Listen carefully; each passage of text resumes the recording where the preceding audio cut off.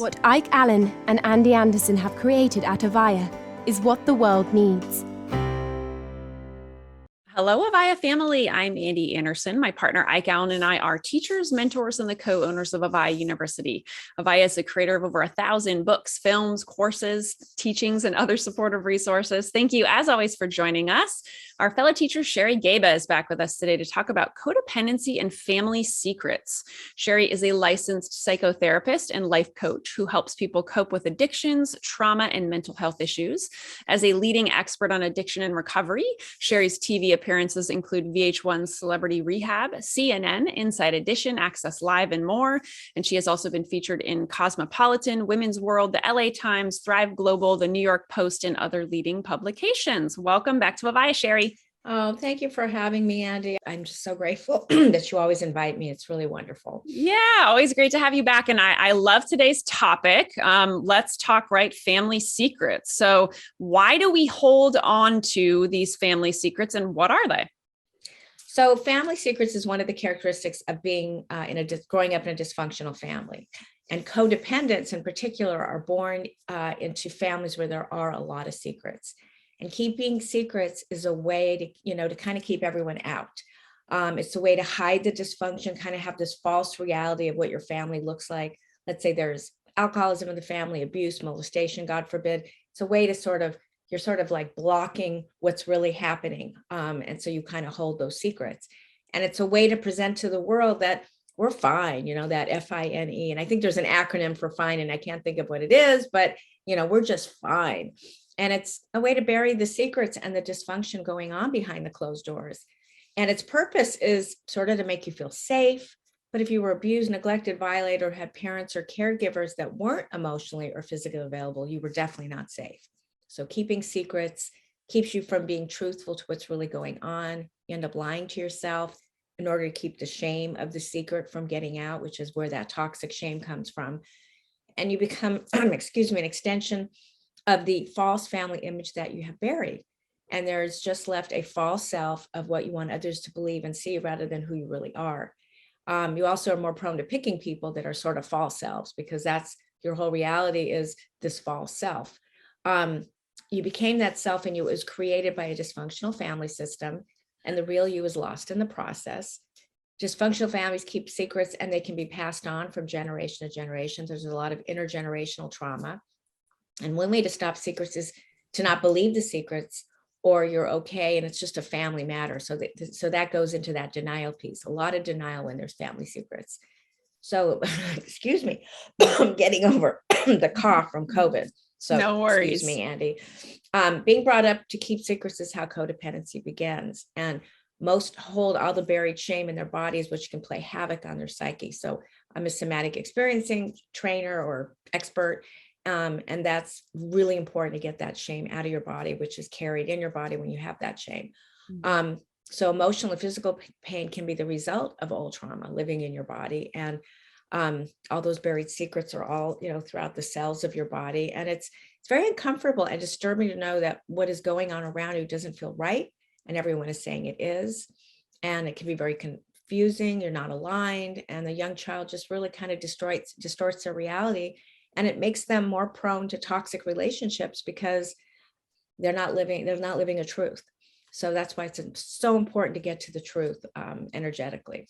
Mm-hmm. Yeah. Thank you. I appreciate you going into those and just how absolutely the family secrets, things that we don't talk about. I can't remember, right? Like there's certain things people say about like alcoholic families, right? And don't talk about it, right? Never expose that your family is an alcoholic, never talk about it, keep all that stuff inside. And then you don't know your needs because nobody's really validated you or acknowledged you. You feel invisible. So you don't even know what your preferences are. So how can you pick a healthy relationship because you don't even know who you are and what you are, because everything's been buried there. It's as if there's these lost parts of you that want to come out and they're buried, and you almost shut things down even before they begin. It's very, very insidious, very insidious. So it really takes working with a healing practitioner that really gets trauma. Yeah. And we'll get a little bit deeper into somatic experiencing in a minute. I'm curious how do we release these family secrets? If we've grown up for decades and decades, we could be, 70 years old and finally being ready to release this stuff. Like how does that even work? Well, it's interesting you say that, because so many clients that come to me are like, either they've just retired, or they just had a breakup or something in their, they've been on autopilot their whole life, and they're going, doing. And then suddenly they're stuck with themselves. And finally, all this stuff starts coming out. So eventually it's going to come out. It's going to come out as anxiety, depression, addiction. I mean, it can come out in all sorts of ways. So the way to release them is just this awareness. It's the one way to release those secrets is to clear the mental clutter of those secrets by identifying them and noticing them in your body, like I keep saying. And the first step is awareness. And even being a part of this summit, you're beginning the process of awareness, which can lead those secrets to come to the surface. So just this knowing, like, oh, I'm listening to Sherry talk to Andy, there's something going on here. One of the best ways to release past trauma and secrets by noticing where the trauma lives in your body. You are accessing the felt sense where the trauma is. So you're noticing, is my chest tight? It's all about being the witness and observer of it. It's that simple. It's like, where is it in my body? Is there a feeling of hollowness? Is there a feeling of emptiness? Are your shoulders tight? Is your neck or back tight? Do you tremble when you think about the trauma? Do you perspire when the memories come up from the past trauma? So by doing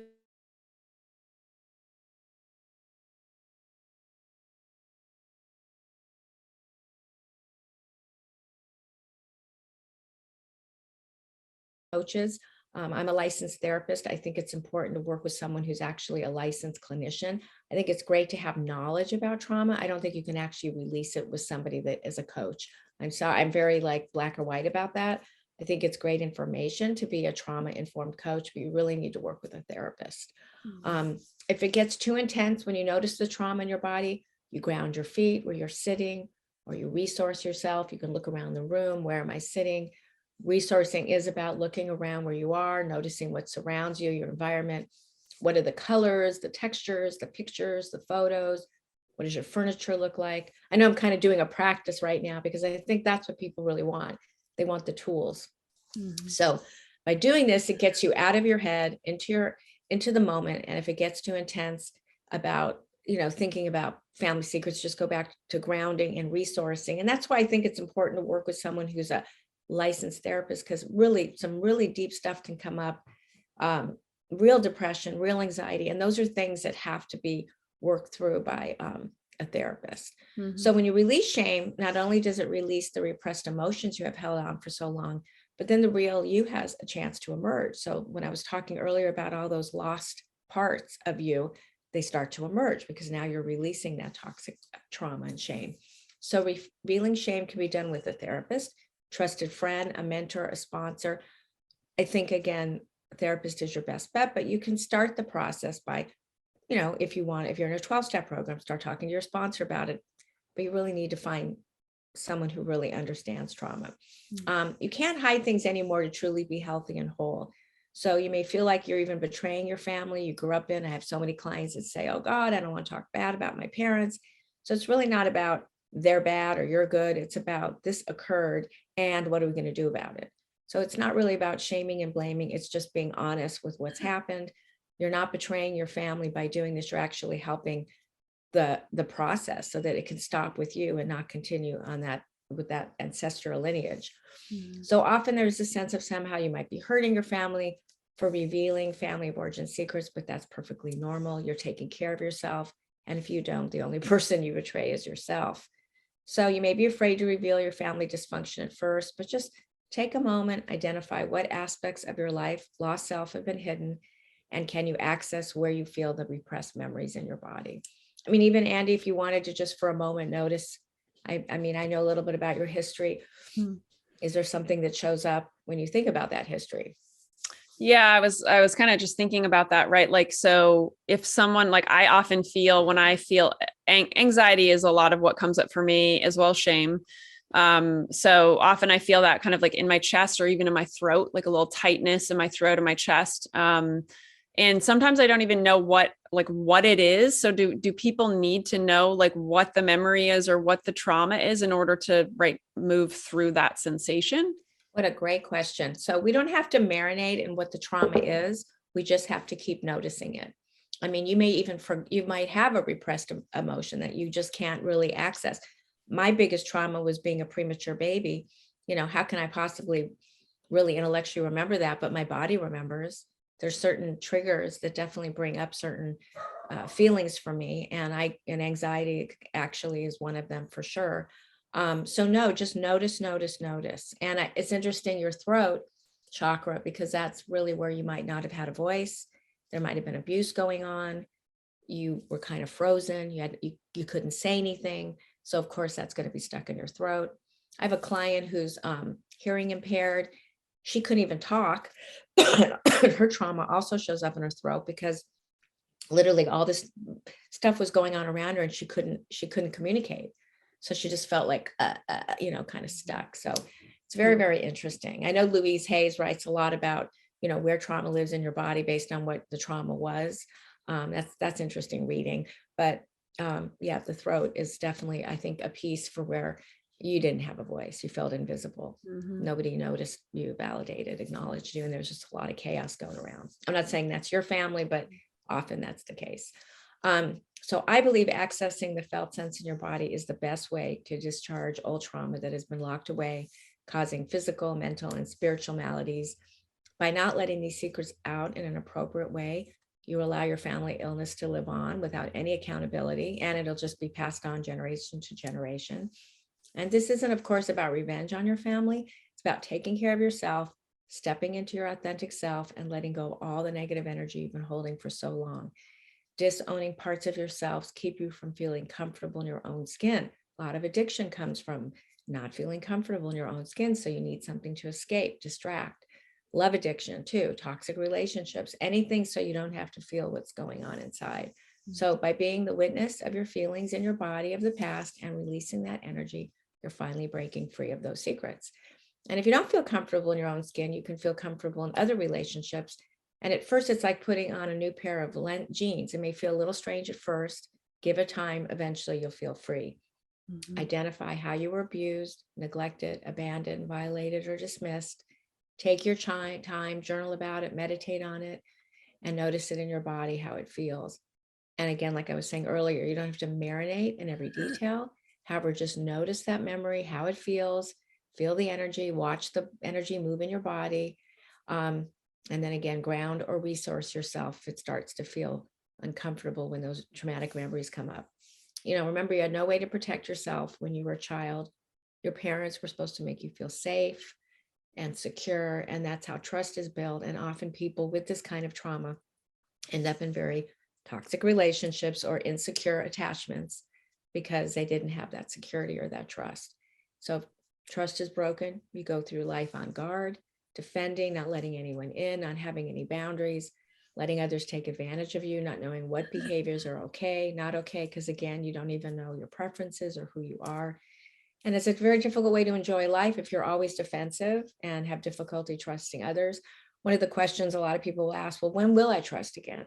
And I always say, if you're starting the process now, you have no idea where you'll be 3 months, 6 months down the road. There will be this ability to process and trust because now you're being truthful inside. There's nothing to hide anymore.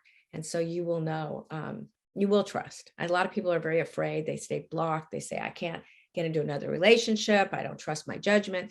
You will trust. Where you are now and 6 months from now will be different. So, it's not your fault. You had no healthy references to draw from. You didn't know what was right or wrong. It can be very confusing and painful, but being honest with yourself of what you know to be true is essential to your boundaries, honoring your self-respect, and you will have that intuition as you continue on when you don't ignore it. Mm-hmm. Got it. Yeah.